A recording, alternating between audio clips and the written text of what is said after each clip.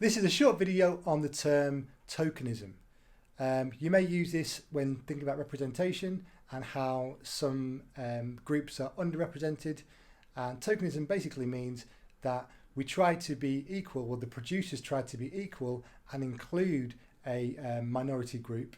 However, in doing so, if the representation isn't well thought through, well written enough, hasn't got much depth to it, then it could be seen as just trying to put it in there to try and seem like you're being equal. So it's an attempt at equality, but it's not an in-depth attempt at equality, which then makes it a token gesture. This can be seen in many underrepresented groups, but is often seen with ethnic minorities.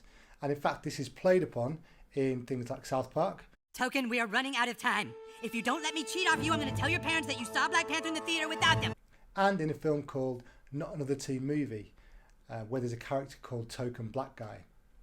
Now, the producers themselves aren't being racist. What they're doing is they are playing on the fact that many people in Hollywood, or many people who produce mainstream media in the Western world, have these token characters, which can then be seen as racist. So they're making fun of those people rather than being racist themselves. Hey Malik, you hold these books here for a minute? Sure, why not? I am the token black guy. I'm just supposed to smile, stay out of the conversation, and say things like, damn! And that is whack! This could also be seen though in underrepresentation of females, underrepresentation of certain religions, underrepresentation of groups such as disabled people. Perhaps we then see these characters being put into shows as a token gesture, and they're not well thought through enough. This can be quite dangerous.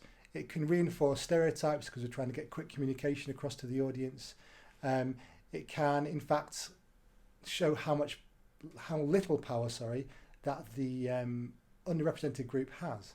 Some have accused the Justice League and the DC cinematic universe of tokenism because the character Cyborg has quite a marginal role.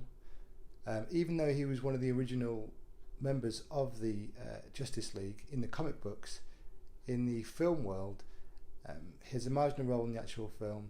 He doesn't get his own film, and his backstory is kind of shoehorned into the start of the Justice League film, and there's no real depth to it. Perhaps if there was a standalone film to introduce his character, it would have been a bit better and have more depth. However, some have accused this of tokenism.